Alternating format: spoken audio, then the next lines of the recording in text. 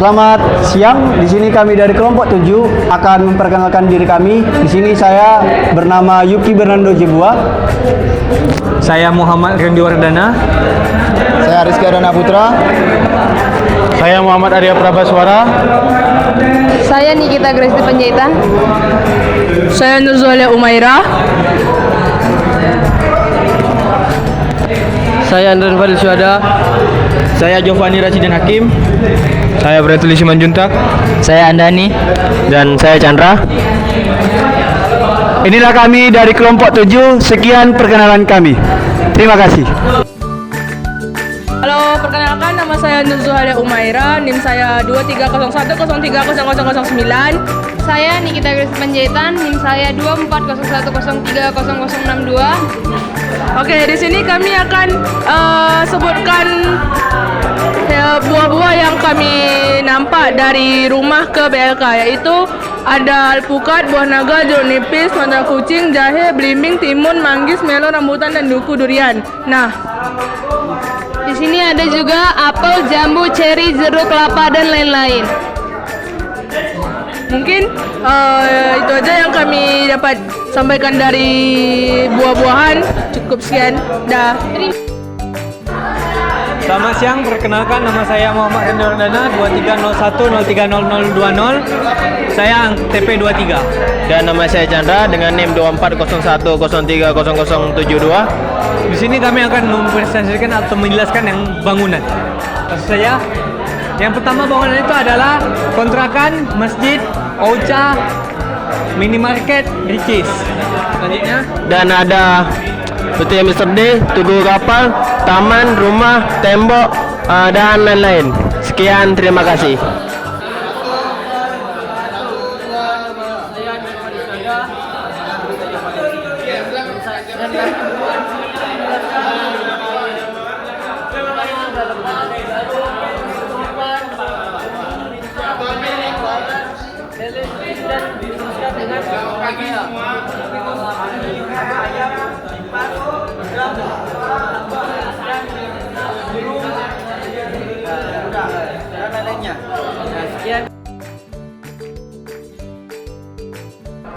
Oke, Assalamualaikum warahmatullahi wabarakatuh. Perkenalkan, nama saya Rizky Adana Putra, angkatan 23 dengan NIM 2301030010. Perkenalkan, nama saya Yuki Bernando Jebua. NIM saya 2101030017.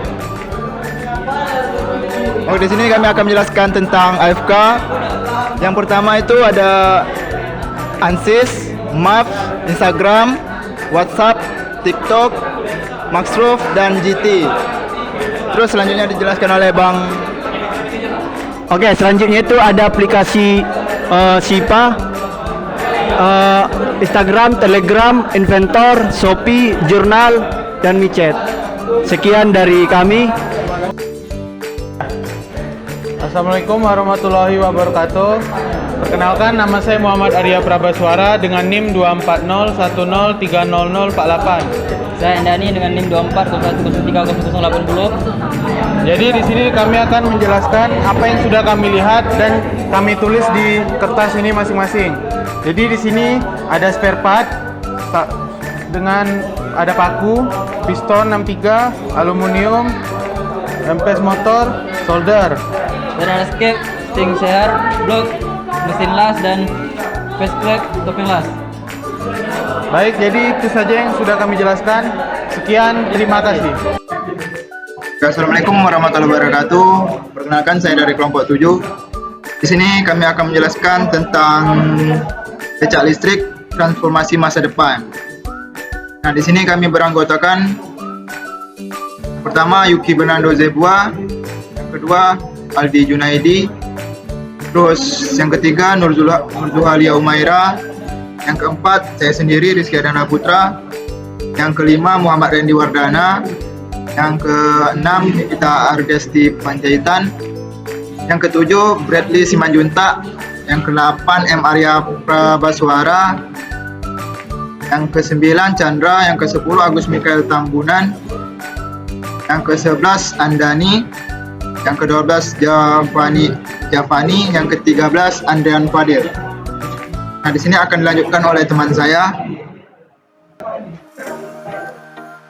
Baik, di sini saya akan menjelaskan tentang pengenalan becak listrik, yaitu terdiri dari mesin listrik, baterai isi ulang, desain modern, sama ramah lingkungan.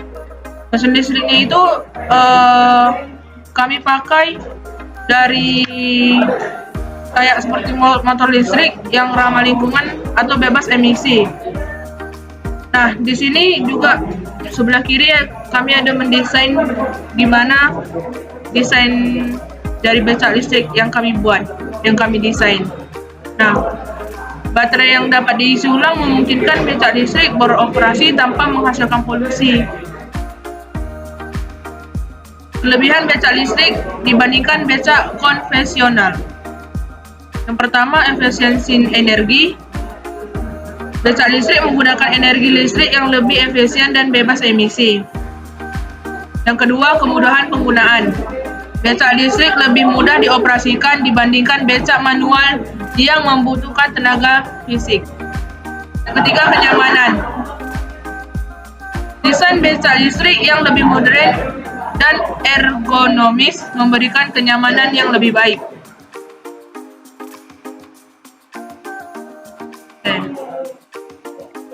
Di sini ada peran becak listrik dalam mengurangi emisi karbon.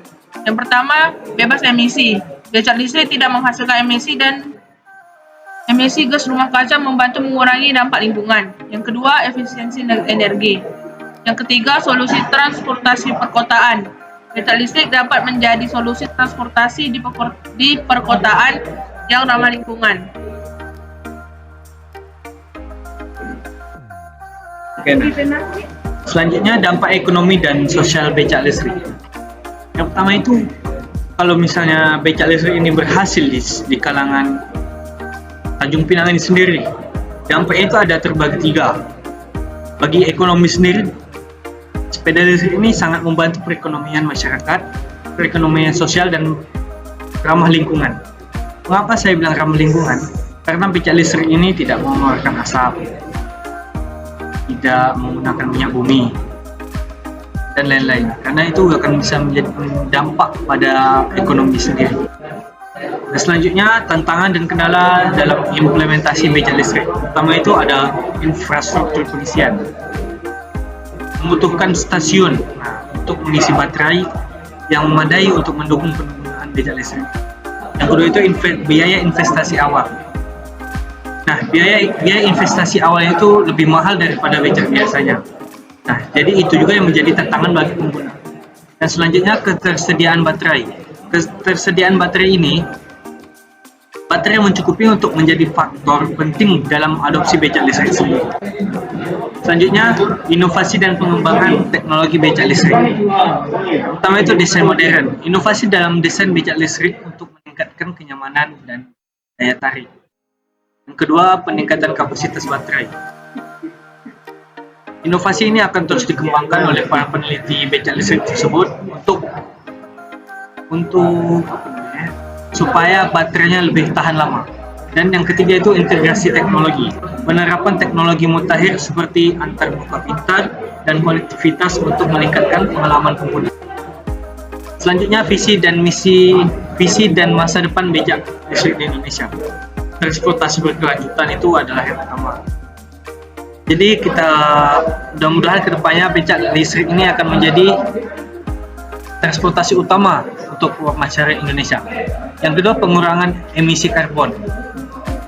Nah, emisi karbon sendiri dampaknya itu untuk lingkungan di Indonesia. Penggunaan becak listrik secara luas dapat berkontribusi pada pengurangan emisi karbon di Indonesia. Selanjutnya, pemberdayaan ekonomi lokal. Becak listrik dapat mendukung peningkatan ekonomi masyarakat dan menciptakan lapangan kerja. Selanjutnya, mobilitas perkotaan yang lebih baik. Nah, becak listrik ini juga dapat menjadi bagian dari solusi transportasi perkotaan yang lebih efisien dan nyaman. Karena tidak adanya asap lagi. Saya akhiri dari kelompok 7. Wabillahi taufiq wal hidayah. Wassalamualaikum warahmatullahi wabarakatuh.